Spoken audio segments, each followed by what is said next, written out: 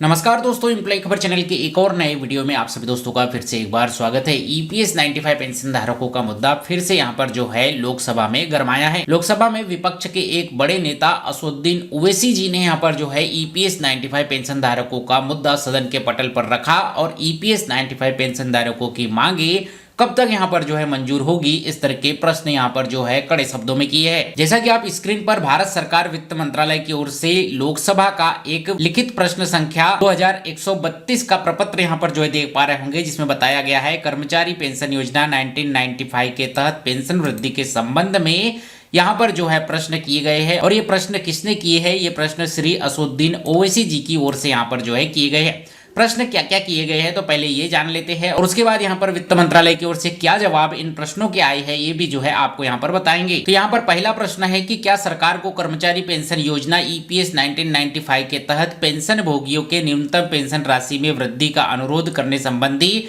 कोई अभ्यावेदन यहाँ पर जो है प्राप्त हुई है, यानी कि किसी संगठन की ओर से सरकार के पास यह रिक्वेस्ट आई है कि ईपीएस 95 पेंशन धारकों की पेंशन में यहाँ पर जो है वृद्धि की जाए। अगला प्रश्न है कि क्या सरकार को ईपीएस 1995 के तहत पेंशन बढ़ाने का कोई प्रस्ताव है, और यदि हाँ तो तत्संबंधित ब्यौरा क्या है, यानी कि जो रिक्वेस्ट यहाँ पर आई है, जो कर्मचारियों की डिमांड है, उस पर सरकार की ओर से जो है क्या प्रतिक्रिया यहाँ पर दी जा रही है, क्या कुछ इस तरह की योजना सरकार बना रही है, वो भी प्रश्न यहाँ पर जो है असदुद्दीन ओवैसी की ओर से यहाँ पर किया गया। इसके बाद प्रश्न किया गया कि क्या सरकार ने ईपीएस पेंशन बढ़ाने के लिए विशेष रूप से श्रम, वृत्ति और कौशल विकास संबंधी स्थायी समिति के 30वें प्रतिवेदन की गई टिप्पणियों के आलोक में अभ्यावेदनों का कोई मूल्यांकन किया है, और यदि हाँ तो इसके निष्कर्ष क्या निकले हैं, और क्या सरकार ईपीएस 1995 के तहत पेंशन में वृद्धि की सुविधा के लिए वित्तीय संसाधन उपलब्ध कराने पर विचार कर रही है, और यदि हाँ तो संबंधित ब्यौरा क्या है, और नहीं तो उसके क्या कारण है।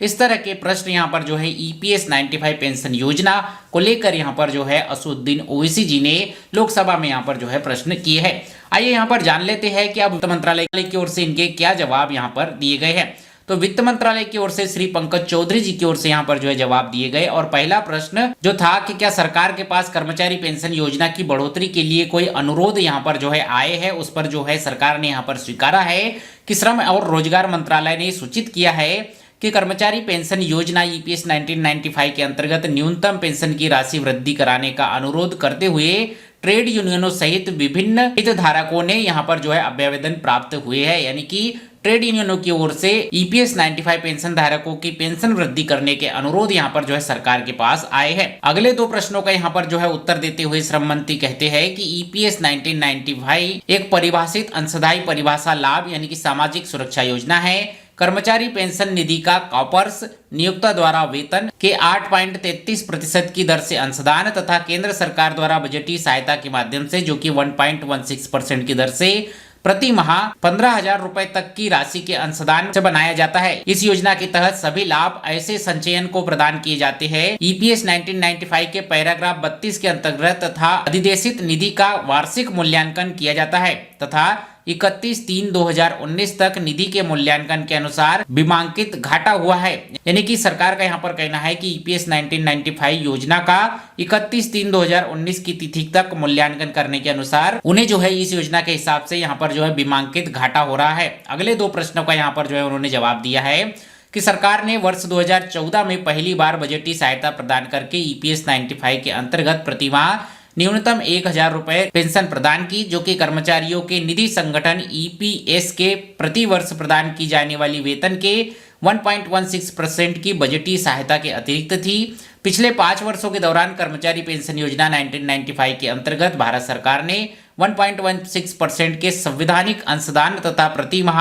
1,000 रुपए की न्यूनतम पेंशन के लिए ईपीएफओ को जारी की गई धनराशि का विवरण यहाँ पर जो है दिया गया है। यानी कि सरकार की ओर से कितनी राशि यहाँ पर जो है ईपीएफओ को दी गई है, किस लिए? क्योंकि सरकार का जो अंशदान 1.16% का होता है उसके हिसाब से कितनी राशि यहाँ पर दी गई है उसका जो है यहाँ पर आकलन दिया गया है। तो कुल मिलाकर यहाँ पर इन सवालों का जवाब देते हुए सरकार की ओर से यह स्वीकारा गया है कि ईपीएस 95 पेंशन धारकों के मुद्दों पर यूनियनों की ओर से, ट्रेड यूनियन की ओर से उन्हें जो है यहाँ पर आवेदन आमंत्रित हुए हैं, लेकिन वहीं पर सरकार से जब पेंशन वृद्धि को लेकर क्या मामला यहाँ पर चल रहा है, तो सरकार ने स्पष्ट नहीं किया है कि ईपीएस 95 पेंशन धारकों की पेंशन वृद्धि को लेकर कोई यहाँ पर जो है योजना बनाई जा रही है या नहीं। ऊपर से यहाँ पर जो है श्रम मंत्रालय की ओर से जो जवाब आया है उसमें यह कहा गया है कि 31/3/2019 तक के मूल्यांकन के हिसाब से ईपीएस 95 पेंशन योजना को लेकर यहाँ पर जो है उन्हें वित्तीय घाटा हो रहा है। अब जब यहाँ पर सरकार न्यूनतम पेंशन 1000 रुपए दे रही है तब वह यह मानते हैं कि उन्हें जो है वित्तीय घाटा हो रहा है। तो जब यहाँ पर जो है न्यूनतम पेंशन को 7500 किया जाएगा तो सरकार यहाँ पर जो है कितना घाटा यहाँ पर जो है दर्शाएगी, ये यहाँ पर जो है देखने वाली बात है। और क्या वाकई यहाँ पर जो है सरकार ईपीएस 95 पेंशन धारकों के डिमांड के अनुसार न्यूनतम पेंशन को 7500 करेगी भी या नहीं, ये भी जो है यहाँ पर देखने वाली बात होगी। लेकिन यहाँ पर विपक्ष के एक बड़े नेता असदुद्दीन ओवैसी जी की ओर से यहाँ पर जो है ईपीएस 95 पेंशन धारकों का मुद्दा सदन के पटल पर लोकसभा में यहाँ पर जो है रखा गया। ये भी जो है एक बड़ी उपलब्धि ईपीएस 95 पेंशन धारकों के लिए हो सकती है